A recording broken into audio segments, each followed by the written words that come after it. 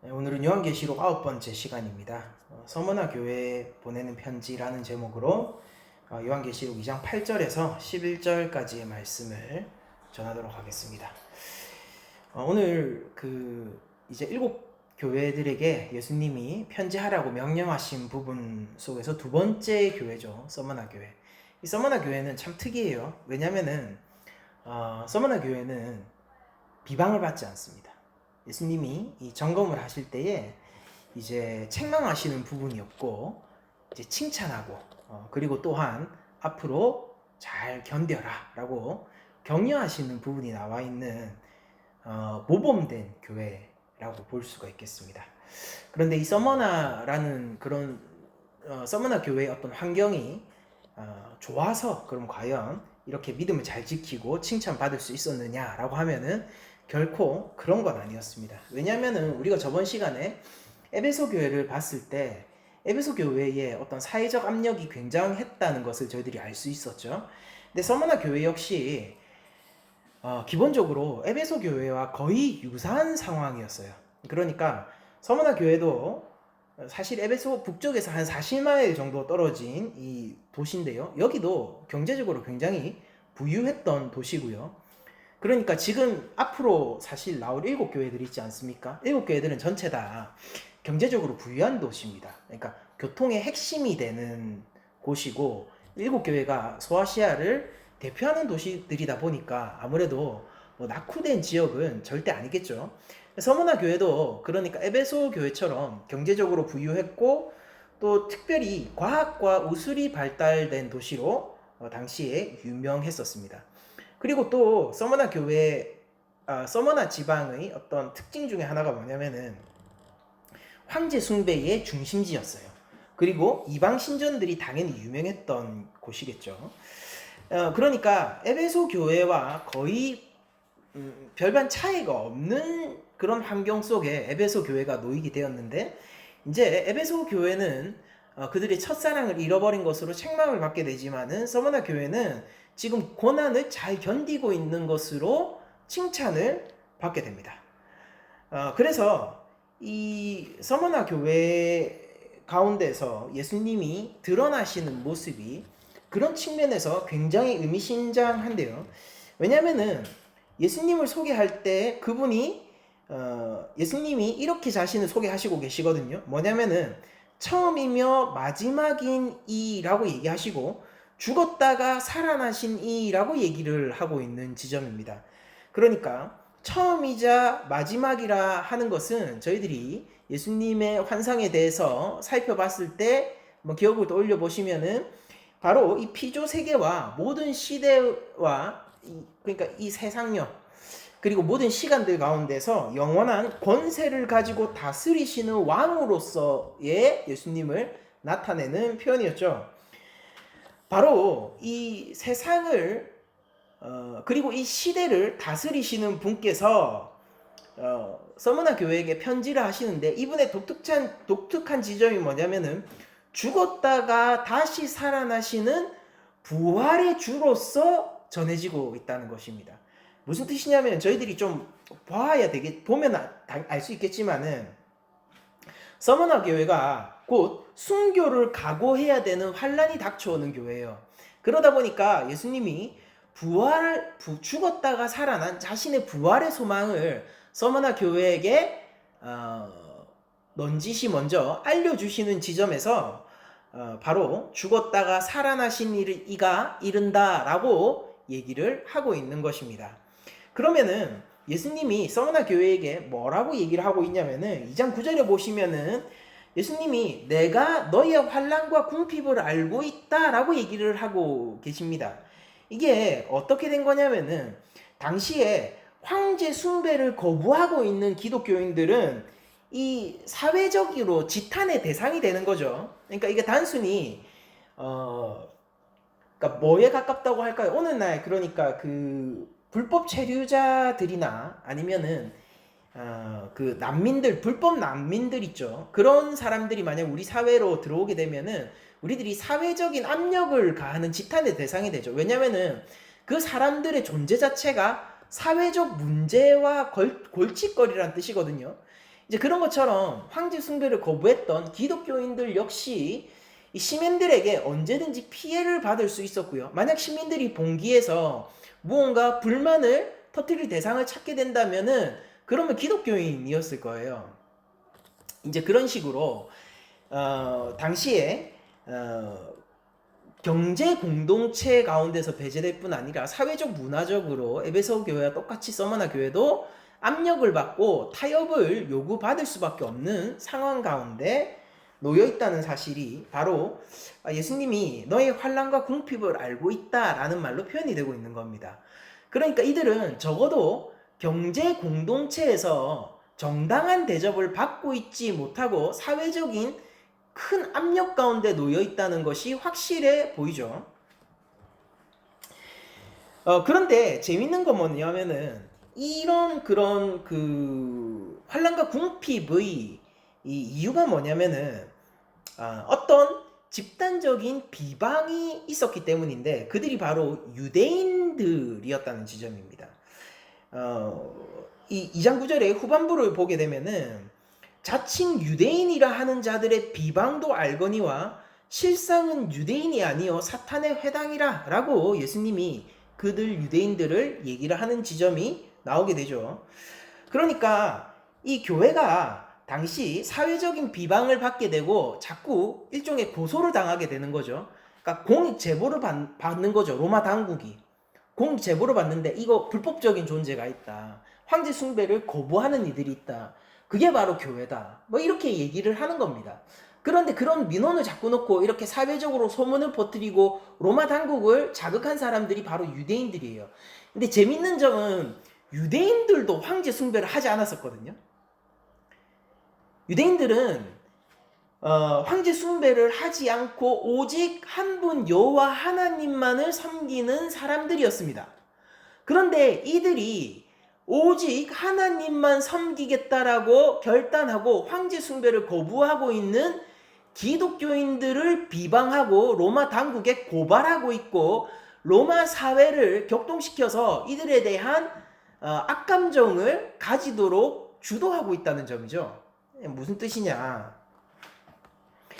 유대인들은 황제 숭배를 하지 않고 이들이 사회적으로 범법의 존재라고 생각해서 이들을 비방했던 게 아니라는 뜻입니다. 물론 이런 지점이 있어요. 뭐냐면은 유대인들은 한 분 하나님만을 섬겼지만은 사실은 그들의 조상처럼 그들의 조상이 어땠습니까? 신전 안에 바알과 아세라를 함께 섬기던 자들이죠. 그랬던 것처럼 실제 역사를 보면은 유대인들은 황제 숭배를 거부했지만은 문화적으로는 황제 숭배에 가담하는 것을 별로 어려워하지 않았었던 측면도 있어요. 그렇기 때문에 기독교인들을 더 자유롭게 비방할 수도 있었던 그런 맥락이 있지만은 아무튼 원칙적으로 하나님만을 섬기니까 황제 숭배를 거부한다라는 유대인이 하나님만 섬기기 때문에 황제 숭배를 거부하고 있는 기독교인들을 비방하고 있다는 겁니다. 그럼 이건 무슨 얘기냐면은 둘 중에 하나는 거짓말이겠죠. 황제 숭배를 거부하는 이유도 똑같아요. 하나님만 경외해야 되기 때문에. 근데 그 두 집단이 한쪽의 비방으로 인해서 계속해서 고난을 받게 된다면은 그러면은 고발하고 있는 그쪽은 여호와 하나님만 경배한다라든 그들을 친구로 여기지 않는 거짓 집단이고 박해를 받고 있는 쪽이 진짜 여호와 하나님의 영광과 그 이름을 위해서 참으로 고난의 길을 가고 있는 자다라는 뜻이 되는 것이겠죠. 여러분들 유대인들은요 교회가 실제로 사회적인 범법 집단이라고 생각했기 때문에 비방한 게 아니에요.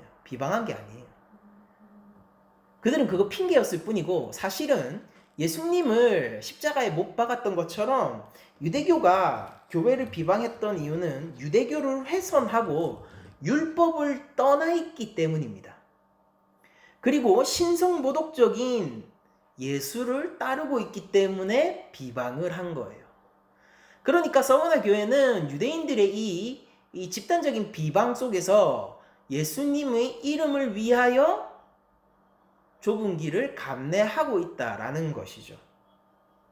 예수님은 이런 유대교가 사탄의 회당이라고 지적하심으로써 하나님 앞에서, 그러니까 유대인들은 교회를 범법하는 자들이라고 로마에 고발하고 있지만은 하나님 앞에서 범법하는 자들은 실상은 유대인임을 예수님은 지적하시고 계신 것입니다. 그리고 또한 오늘 본문을 보시면은 실상은 네가 부유한 자니라 라는 말을 통하여서 서머나 교회가 환난과 경제적인 궁핍을 가지고 있음에도 그들의 영적인 재산이 얼마나 큰지를 일깨워 주시고 계신 게 예수님이라는 거예요. 이건 뭐냐면 예수님이 지금 서머나 교회의 믿음을 독려하고 계시고 칭찬하고 계신 것입니다. 사실 이 반대의 경우가 라우디게아 교회죠. 그들은 이제 부유한 줄 아나 가난한 자들로 나옵니다. 그런데 여기는 가난하나 그러나 실상은 부유한 자들이 바로 서머나 교회라고 할 수 있을 겁니다. 그러면 여기서 예수님이 얘기하시고자 하는 것은 무엇일까요? 아니 요한계시록 전체에서 서머나 교회를 통해 암시되고 있는 바는 무엇일까요? 여러분들 우리가 요한계시록을 보시게 되면은 바로 참 이스라엘, 진짜 이스라엘은 바로 예수 그리스도를 품고 예수 그리스도를 잉태하여 예수 그리스도를 따라 어린 양의 피로 자신의 흰 세마포 옷을 입게 되는 교회가 참 이스라엘, 영적인 이스라엘이라는 주제가 나오게 되는데 서머나 교회에 나와 있는 유대인을 사탄의 회당이라고 부르는 점은 그런 계시록의 전체적인 주제에 비추어 볼 때 굉장히 흥미롭다라고 할 수 있을 겁니다.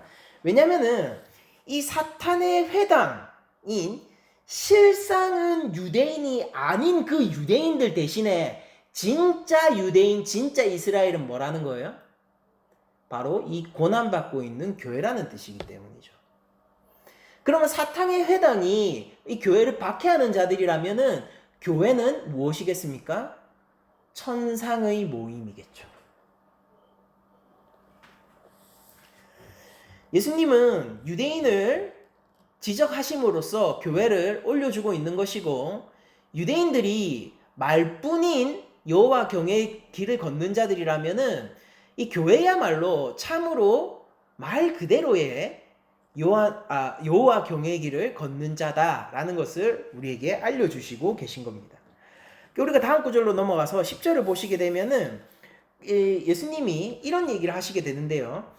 그 서머나 교회가 그렇게 지금까지 잘하고 있는데에 예수님이 이들의 믿음을 독려하시면서 경고를 하나 하세요. 그게 뭐냐면은 아주 큰 고난이 이제 곧 닥쳐올 것이라는 것입니다. 얼마나 큰 고난인지 우리가 10절을 보면서 한번 알아보도록 하겠습니다. 얼마나 큰 고난이냐? 너는 장차받을 고난을 두려워하지 말라.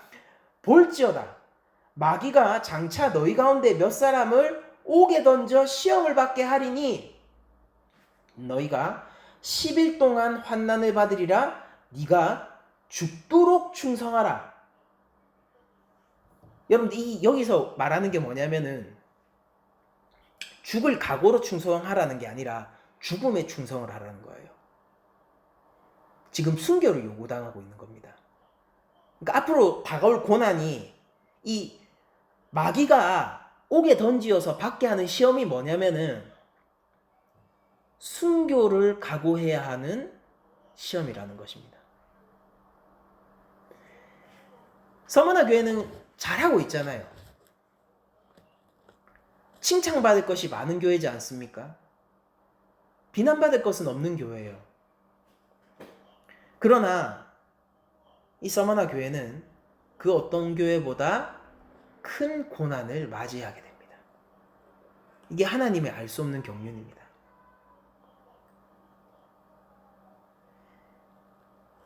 그리고 바로 이 과정이 하나님께서 알곡과 가라지를 구별해내는 과정이기도 한 거예요.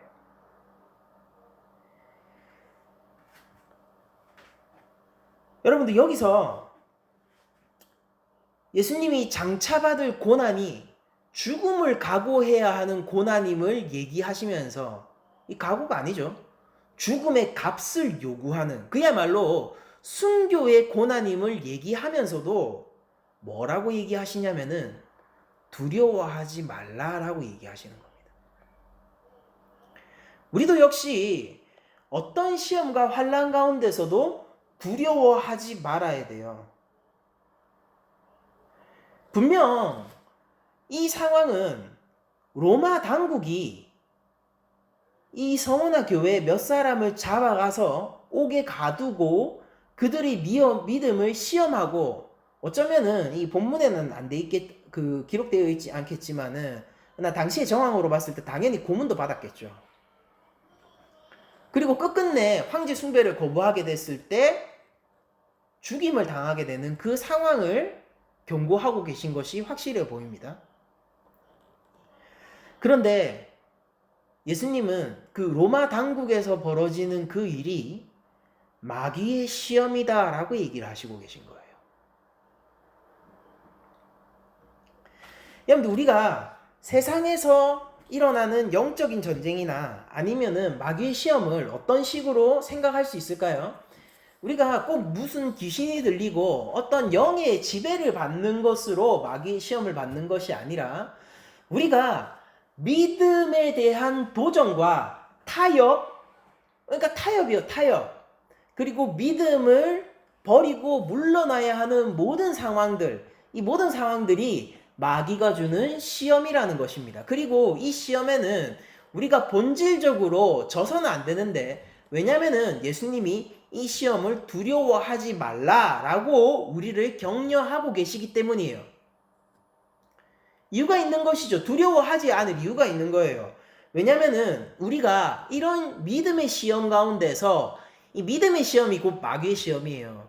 우리가 죽기까지 충성하면은 예수님이 생명의 관을 내게 주리라 라고 후반부에 약속을 하고 있기 때문이에요. 2장 10절 후반부에 네가 죽도록 충성하라. 그러니까 죽음에 충성을 해라. 죽어라. 그때까지 예수님이 성부의 명령을 따라서 십자가에서 죽으셨잖아요. 그런 것처럼 교회도 예수님을 위하여서 죽기까지 충성하면은, 그리하면 내가 생명의 관을 너에게 줄 것이다 라고 했는데, 여기서 생명의 관을 주신 분이 누구예요? 죽었다가 살아나신 이지 않습니까? 그러니까 이분은 정말로 생명을 가지고 계신 분입니다. 제가 만약 여러분들에게 여러분들 죽기까지 충성하세요, 그러면 제가 생명의 관을 드릴게요 라고 얘기하면은 이 말은 믿을 수 없는 이야기고 근거 없는 이야기고, 이거는 거짓말하는 자고 사기꾼이죠. 그런데 예수님이 죽었다가 사신 그분, 처음이자 마지막이면서 영원하신 그분이 우리에게 생명의 관을 주겠다, 그러니까 죽어라 라고 얘기한다면은, 그거는 뭐냐면은 이게 죽는 게 아니라 이기는 거고, 이게 죽는 게 아니라 사는 거라는 뜻이 되는 겁니다. 그분에게는 저의 말과 다르게 실제 증거가 있는 거예요. 예수님은 죽으시고 무덤 가운데서 사흘 만에 다시 사셨습니다. 이게 객관적인 증거예요. 이게 뭘 보여주냐고요? 그분이 생명의 관을 우리에게 씌워줄 권세가 있는 분이라는 것을 알려주는 겁니다. 왜? 그분은 죽음을 통과하셨으니까. 죽음이 예수님을 뱉어냈어요. 요나가, 그 물고기가 요나를 삼켰지만은 요나를 감당치 못하고 뱉어낸 것처럼 죽음이라는 물고기가 예수 그리스도를 삼켰지만은 결국 예수 그리스도를 감당치 못하고 토해냈단 말이에요. 그러니까 죽음까지 이기신 생명의 주는 우리에게 죽었다 사신 분의 권세로 생명의 관을 줄 수 있기 때문에, 우리가 살아갈 수 있는 진정한 길은 믿음의 시험 가운데에서 우리의 첫사망, 우리의 육적 생명을 위협하는, 우리의 경제권을 뺏고 우리의 명예를 뺏고 우리의 건강을 뺏는 이 세상이 아니라 예수 그리스도, 생명의 관을 주실 수 있는 예수 그리스도를 선택하고 그분을 따라서 가는 것만이 우리 교회가 할 수 있는 가장 현명한 선택이라는 것입니다. 여러분들, 여기서 이 마귀가 옥에 던져서 바로 믿음의 시험을 받게 해서 순교를 하게 하는 이 환난을, 너희가 10일 동안 환난을 받을 거다라고 하면서 10일간의 환난으로 요한이 표현하고 있는데요. 이게 어디서 나온 거냐면은 다니엘서에서 비롯된 겁니다. 다니엘서 1장 12절 이하를 제가 읽어드릴게요. 청하오니 당신의 종들을 열흘 동안 시험하여 채식을 주어 먹게 하고 물을 주어 마시게 한 후에 당신 앞에서 우리의 얼굴과 왕의 음식을 먹는 소년들의 얼굴을 비교하여 보아서 당신이 보는 대로 종들에게 행하소서 하매. 지금 어떤 상황이냐면은 다니엘이 왕을 신으로 모시고 있는 그곳에서, 그 바벨론에서 내가 이거 그런 우상 숭배의 제물을 먹을 수 없습니다 라고 거부를 하고 있는 거예요. 그런데 다니엘이, 그리고 그 세 친구가 어떤 상황이냐면은 지금 아름다운 용모와 윤기나는 살을 찌는 것을 통하여서 왕 앞에 자신의 아름다운 용모를 보여주어야 하는 그런 상황이거든요. 그런데 그때 함께 있는 여러 사람들 중에서 이제 일종의 엘리트처럼 간택된 거예요. 엘리트로서, 정치 엘리트로서 간택된 건데, 그런 많은 엘리트 후보가 있을 거 아닙니까? 그 후보들에게는 특별히 다른 사람에게 허락되지 않는 왕의 음식이 주어지는데, 그게 뭐냐면은 신으로서의 왕. 이 당시 고대 근동에서 모든 왕들은 신들의 후예죠. 그 신으로서의 왕이 베푸는 일종의 우상 음식을 먹고, 근데 그게 특권이었다고요, 당시 사회에서는. 누구나 그 음식을 먹기를 원했다고요. 제일 좋은 곡이니까. 그러니까 그거를 주면서 너희들이 용모를 아름답게 하고 그리고 엘리트로서 커나가라 라는 그런 시험인데, 다니엘이 바로 여호와 하나님만을 자신은 경배하는 자이기 때문에 그 왕 앞에 바쳐진 우상 음식을 거부하게 된단 말입니다. 그러니까 지금 다니엘 당시의 이 상황을 서머나 교회의 현재 상황과 비교하고 있는 거예요. 제가 다시 한번 읽어드릴게요. 다니엘서 1장 12절 이하입니다. 청하오니 당신의 종들을 열흘 동안 시험하여, 여기서 10일의 시험이 나오죠. 열흘 동안 시험하여 채식을 주어 먹게 하고, 그러니까 채식이 중요한 게 아니라 우상 음식을 거부한 거예요. 왕의 음식을 거부한 거예요. 무슨 뜻이냐? 서머나 교회야, 너희도 황제 숭배를 거부해야 된다라는 거예요. 채식을 주어 먹게 하고 물을 주어 마시게 한 후에 당신 앞에서 우리의 얼굴과 왕의 음식을 먹은 소년들의 얼굴을 비교하여 보아서, 그러니까 똑같이 다니엘과 세 친구처럼 정치 엘리트들이 있는 거예요. 자라나는 꿈나무들. 그 소년들을, 그 후보들이죠. 엘리트 후보들과 비교하여 보아서 당신이 보는 대로 종들에게 행하소서. 이게 뭐냐면은 저희들이 살 빠져 있고 저희들이 당신의 마음에 들지 않는 용모가 되어서 당신이 왕께 책망받을 일이 있을 것 같으면은 죽이든지 살리든지 알아서 하세요, 이 말이에요. 그러니까 14절에 이렇게 얘기하죠. 그가 그들의 말을 따라. 이게 뭐냐면은 바로 왕의 종이, 그 시험관이죠. 그 시험관이 그들의 말을 따라서 열흘 동안 시험하더니 열흘 후에 어떻게 됐을까요? 열흘 후에 성경은 이렇게 기록합니다. 그들의 얼굴이 더욱 아름답고 살이 더욱 윤택하여 왕의 음식을 먹은 다른 소년들보다 더 좋아 보인지라. 이게 바로 10일 동안의 환란의 구약적 근거가 되는 다니엘서예요. 그러니까 이 환란을 받을 거라는 거예요. 그럼 이 환란은 어떤 것입니까? 이 환란의 본질은 황제 숭배에 대한 내용이고요. 우상의 거부에 대한 내용이고, 그리고 더 본질적으로는 여호와 하나님 한 분만을 경배하고 그분만을 따르겠다라는 시험인 것입니다. 이 바로 이 믿음의 시험인 거예요. 그러면은 이 서머나 교회는 앞으로 닥쳐올 환란 가운데서 어떻게 이 환란을 통과할 수 있을까요? 다니엘이 했던 방식으로 통과하면 되겠죠. 왜냐면 이게 본질적으로 똑같은 시험이니까 본질적으로 해결책도 똑같을 거 아니에요. 그러면 그 해결책이 뭐냐면은 다니엘과 세 친구가 우상 제물을 거부하는 것으로 오히려 왕의 인정을 받은 것처럼, 당연하잖아요. 일반적으로 육식을 하는 것과 채식을 하는 것의 차이가 얼마나 큽니까? 여러분들 우리 다이어트 할 때 채식하죠. 그런데 오히려 이 다니엘과 세 친구는 이 기존의 상식을 뛰어넘는 하나님을 의지하면서 그냥 하나님께 자신의 삶을 맡기고 채식하면서 가는 거예요. 왕의 고기를 철저하게 거부하는 거죠. 왕의 음식이 아닌 고기도 먹을 수 있지 그러면 먹을 수 있는 거 아닙니까? 먹을 수 있겠죠. 채식을 하는 게 목적이 아니라 우상에게 바쳐진 음식을 먹지 않는 게 목적이니까. 그런데 이 시험관이 자기들을 속여서 일반 고기야 하고 혹시라도 왕의 고기를 줄 수도 있잖아요. 그러니까 아예 원천 차단을 해버린 거죠. 그 열흘 동안. 철저하게 대비를 해서 채식만 해버리는 겁니다. 그러니까 이게 바로 세상의 상식을 뛰어넘고 육식을 믿는 것이 아니라 하나님을 믿는 방식을 통하여서 환란을 통과하는 다니엘의 해결 방식인 거예요. 서머나 교회가 미래에 이제 얼마 안 남았어요. 이제 곧 닥쳐올 환란인데 그 미래에 로마가 그들 중 몇을 끌고 가서 순교를 강요하게 될 때, 황제 숭배 너 해, 그것만 하면 살 수 있어 라고 할 때 끝까지 하나님을 믿고 따르는 믿음으로 그 환란을 통과해야 된다. 근데 그때 하나님은 어떤 하나님이에요?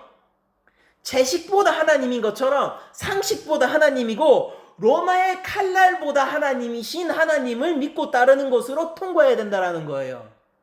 이거는 여러분들 이 말이 안 되는 거잖아요. 어떻게 채식보다 육식과 채식이 있는데 어떻게 채식보다 육식이 못하다라고 얘기를 할 수 있겠어요. 그런데 하나님과 함께하는 채식은 그 육식을 보잘것없는 것으로 만들어 버릴 수 있는 것입니다.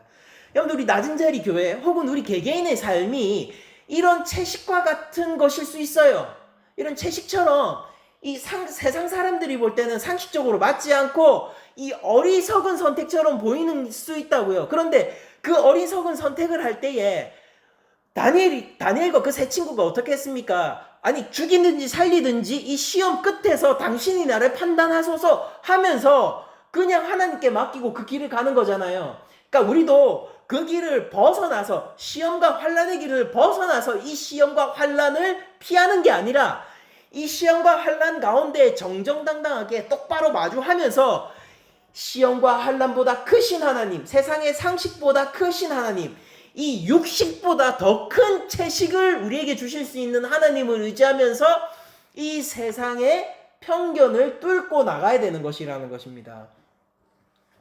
그런데 이게 바로 교회가 받는 믿음의 시험에서 우리들이 이길 수 있고 우리가 하나님께 순종할 수 있는 길이라는 것이죠. 여러분 그렇게 되었을 때에 예수님은 우리에게 생명의 관을 주시는 거예요. 여러분들 다니엘과 세 친구들은요 채식만 하고 물만 먹었는데도 하나님의 도움을 통해서 육식을 한 사람보다 훨씬 더 살이 윤택하게 되었습니다. 여러분들 하나님의 역사가 이런 거예요. 하나님의 역사가 이런 것이라고요. 서머나 교회도 지금 이제 상식을 뛰어넘는 하나님의 역사를 의지하면서 환난을 견뎌야 돼요.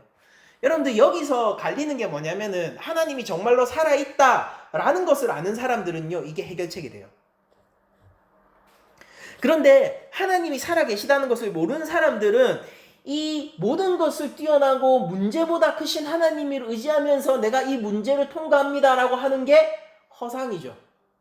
허상을 붙들고 가는 걸로 보이는 거예요. 그러니까 이건 뭐예요? 바보예요. 참으로 긍정적인 바보인 것입니다. 참으로 소망이 넘치는 멍청인 거죠. 정말로 하나님이 살아계시냐 마느냐의 문제인 것입니다. 서머나 교회에게 요구되어지는 것은 무엇입니까? 다니엘처럼 참으로 하나님이 살아계신 것을 알아. 이 죽음으로 충성을 요구받는 그 순교의 자리에서도 믿음의 시험을 잘 통과해라. 네가 죽어도 죽는 것이 아니요. 그 죽음은 참으로 살기 위한 하나의 통과점에 지나지 않는 것이다. 왜냐하면은 바로 이 나 예수 그리스도가 영원 가운데 존재하는데 죽었다가 살아난 이며 너희에게 생명의 면류관을 줄 바로 참 왕이기 때문이다.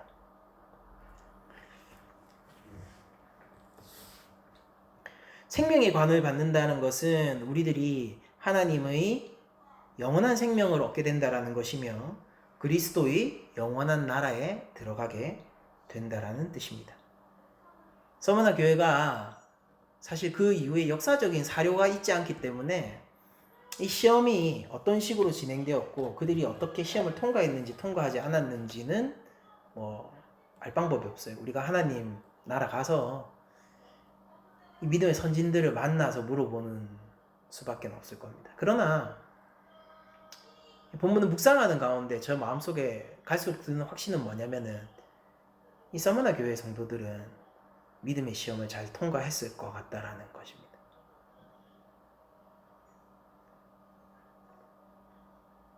먼저 끌려가 황제 숭배를 강요받았던 그들은 모든 교회의 본이 되어서 생명으로 주께 충성을 다했을 것이라는 것이고 예수님은 그들에게 생명의 면류관을 주시는 것으로 칭찬을 하셨을 거라는 것이 제 마음속에 확신으로 남아지게 되는 것 같습니다. 예수님은 11절을 통하여서 우리 모든 교회에게 이렇게 선언하십니다. 서머나 교회를 보아라. 그리고 귀에 있는 자는 성령이 교회들에게 하시는 말씀을 들을지어다. 이기는 자는 둘째 사망의 해를 받지 아니할 것이다 라는 것입니다. 그러니까 오늘 서머나 교회를 통하여서 예수님이 우리 모든 교회에게 하시고자 하는 말씀은 고난 가운데에서도 믿음으로 인내하고 죽기까지 충성하는 자는 둘째 사망의 해를 받지 않고 영원한 생명의 면류관을 쓰게 될 것이다 라는 사실이에요.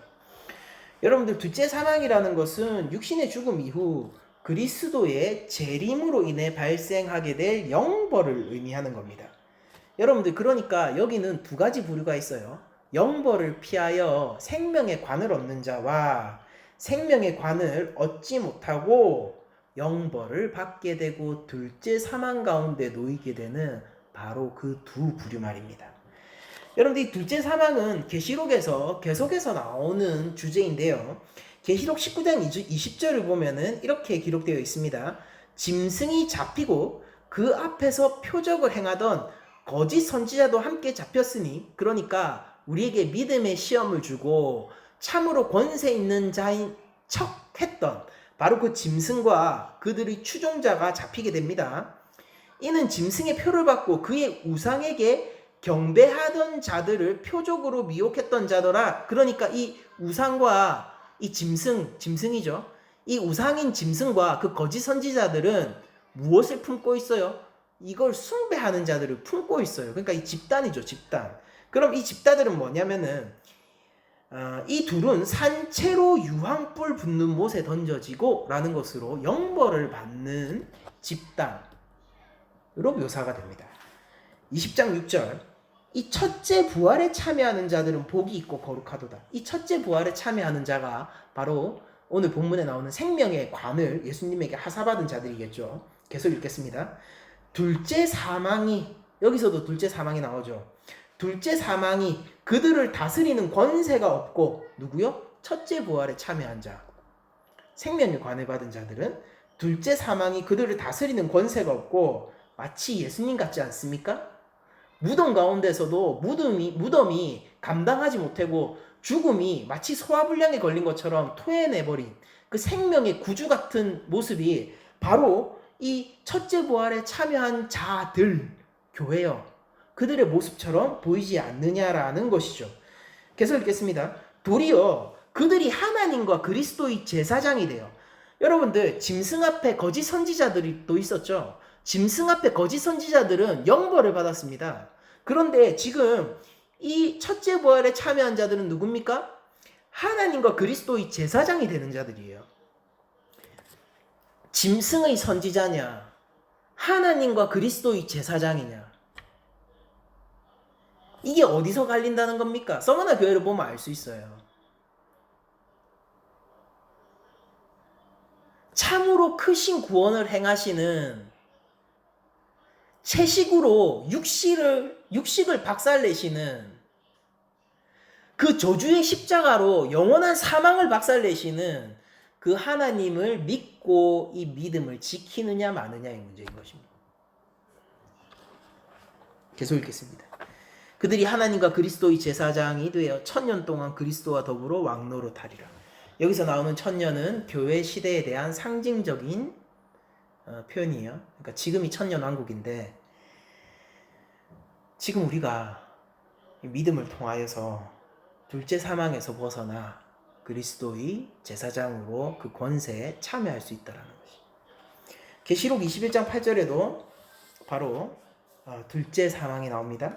그러나 두려워하는 자들과 믿지 아니하는 자들과 흉악한 자들과 살인자들과 음행하는 자들과 전술가들과 우상 숭배자들과 거짓말하는 모든 자들. 둘째 사망의 목록입니다. 다시 한번 불러드릴게요.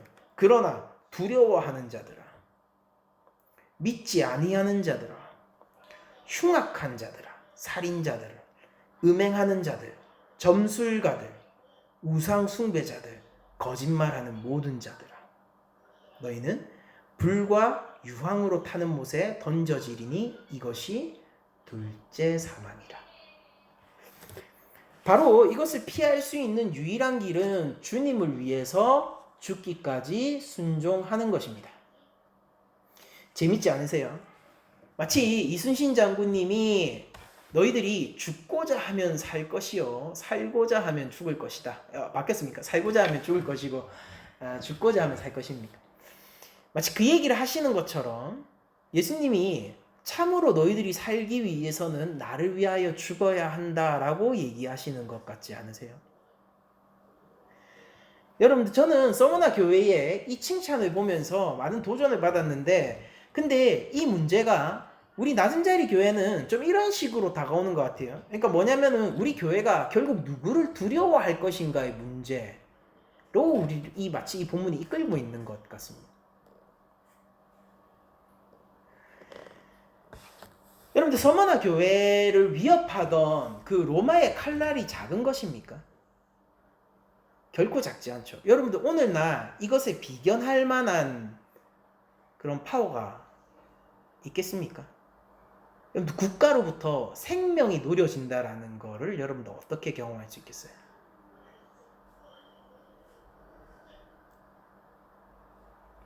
예전에 테러 단체의 수장이었던 빈 라덴이 최강의 국가라고 할 수 있는 미국에게 생명이 노려지는 경험을 했었죠. 국가가 생명을 노리고 있다. 여러분들, 수배자들 있죠? 국가에 의해서 수배와 이 체포의 위협을 받고 있는 사람들은 지금도 있습니다. 그런데 국가적 권력이 자신의 생명을 노리고 있는 압박을 우리가 상상할 수 있을까요?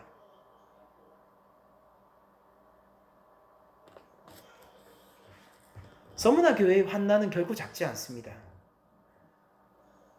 그들이 로마를 두려워하고 사단을 두려워해야 되지 않겠습니까?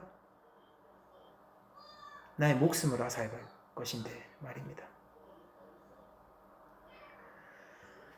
그런데 처음이자 마지막이신 그분이, 죽었다가 살아나신 그분이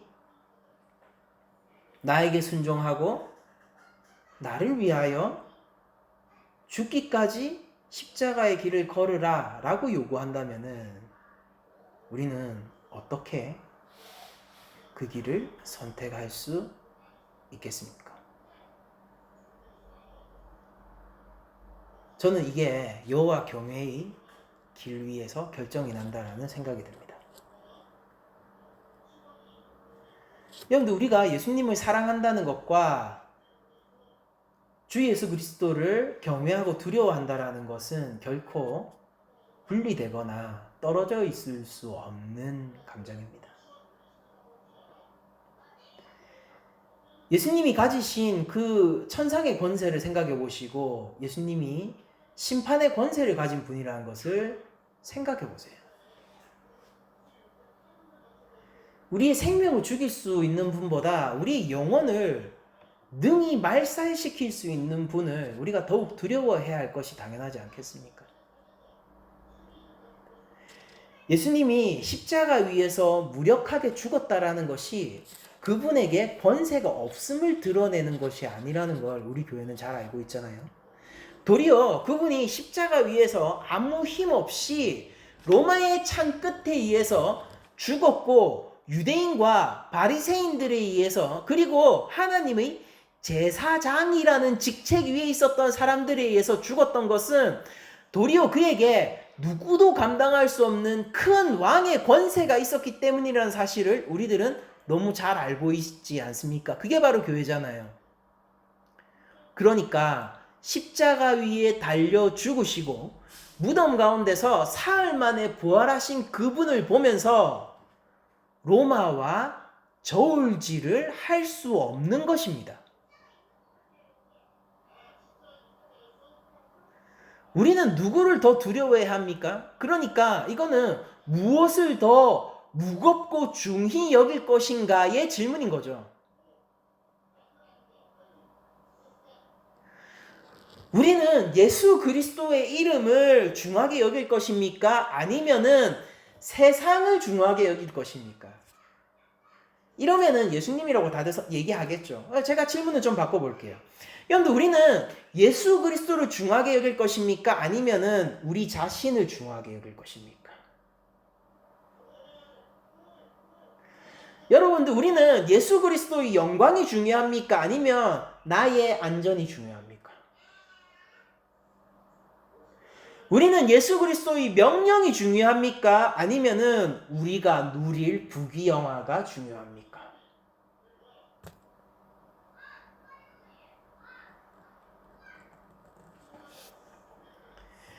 여러분들, 이 믿음의 고난을 통과하는 길은요, 다니엘의 해결책, 그것으로 통과해야 되는데, 우리가 참 하나님의 두려움과 참 하나님의 권능을 알지 못하면은 결코 하나님을 믿고 채식을 선택하는 행위는 할 수 없을 거예요. 예수 그리스도께서 내게 생명의 면류관을 주시리라 라는 생각으로 나를 그냥 죽여라 라고 얘기할 수 있는 사람은 없을 거라고요. 여러분들, 단 한마디면 돼요. 황제를 숭배하겠습니다. 절 한번 올리면 된다니까요.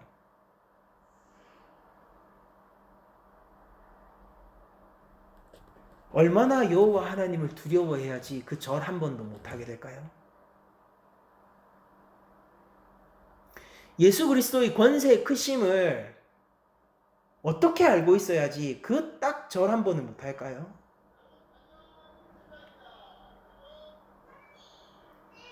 주님을 사랑하는 자는 또한 동시에 주님을 경외하고 두려워합니다. 변화산에서 그 제자들을 보세요. 그들이 무슨 얘기를 하고 있는지 스스로도 모릅니다.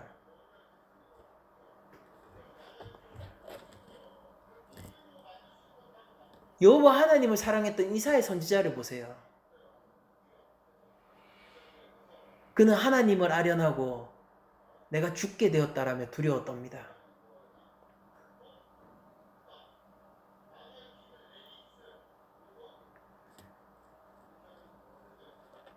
세상이 요구하는 것은 때때로 굉장히 작은 거예요. 그래서 교묘한 것이죠. 한번 무릎 꿇으면 돼.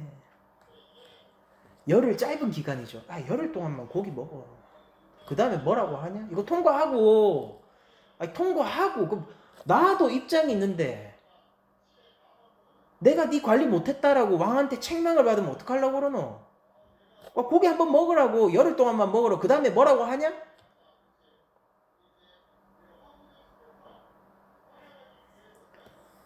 우리가 얼마나 하나님을 두려워하면 그 열흘을 거부할 수 있습니까? 우리가 얼마나 하나님의 크심을 알면 그 단 한순간에 무릎 꿇음을 거부할 수 있습니까?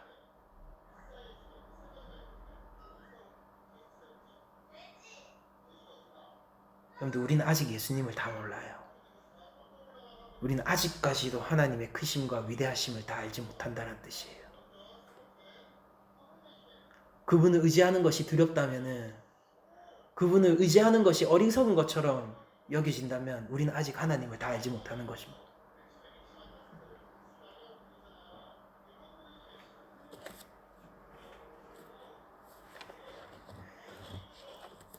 세상은 우리를 비방할 수 있어요. 유대인처럼.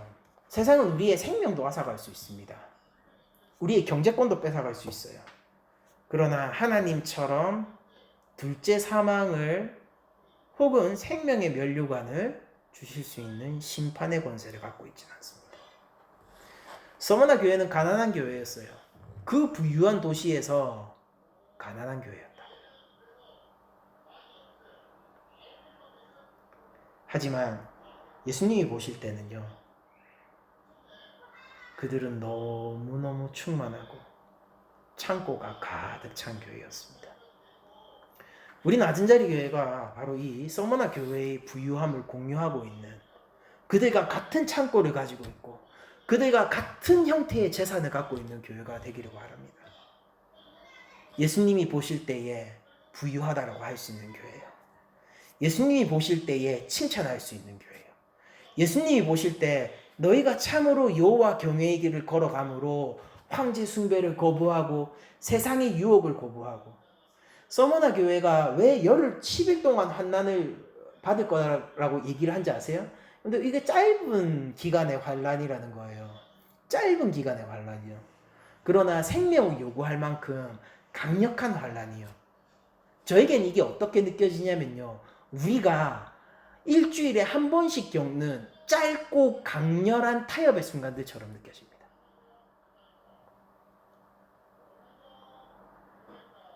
짧으니까 넘기면 돼요. 작아요.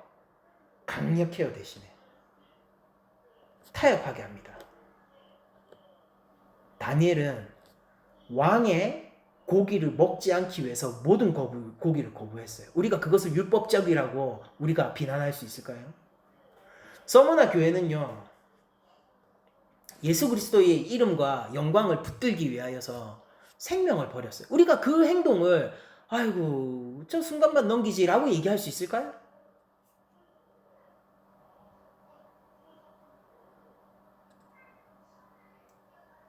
하나님이 우리를 지켜보고 계십니다. 예수님이 우리를 감찰하시고 계세요. 그리고 그분은 우리에게 능히 생명을 주시는 분이고, 그분은 능히 행악자들을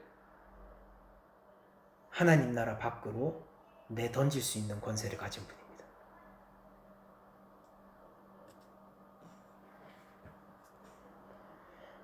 오늘날 교회 안에도 알곡과 가라지가 섞여 있습니다. 그러나 예수님은 역사의 주인이시기 때문에 이 시간과 공간들을 통하여서 무엇이 알곡이고 무엇이 가라지인지 증명해 나가실 거고 드러내 주실 것입니다. 우리 낮은자리 교회 전체는 한 명도 가라지도 판명되지 않기를 기도합니다. 알곡은 믿음으로 증명하고, 알곡은 하나님을 의지함으로 죽음의 시험을 통과하는 것으로 증명하고, 참 알곡은 예수 그리스도의 이름과 영광을 위해 살아가는 것으로 증명됩니다. 참 교회는 여호와 하나님을 두려워하는 자들이지 세상을 두려워하는 자들이 아닙니다. 세상이 모기 많죠. 지금 설교하다 보니까 모기 막 날아다니는데, 모기들이 우리에게 해를 입히고 귀찮게 할 수 있어도 우리에게 번거로울 수는 있어도 우리의 위협이 되진 않아요. 그러나 사자와 같은 여호와 하나님은 우리에게 위협이 돼요. 그 점을 잊어서는 안 됩니다. 예수님의 칭찬과 사랑과 동료가 넘치고 있는 이 본문을 통하여서 저는 오히려 우리 교회가 이것을 기억하기로 합니다. 사자와 같은 하나님은 만군의 여호와시고 예수 그리스도가 가지신 권세는 심판의 권세입니다. 우리 낮은 자리 교회가 회개하여 믿음을 갖추고 영원하신 하나님을 의지하여 우리 삶의 모든 시험들을 넉넉하게 통과할 수 있기를 축복드리며, 또한 여러분들이 우리 전체죠. 우리 낮은 자리 교회 전체가 서머나 교회의 부유함을 공유하는 같은 창고와 같은 재산을 지니고 있는 교회가 되기를 간절히 기도하며 모든 말씀을 마치도록 하겠습니다.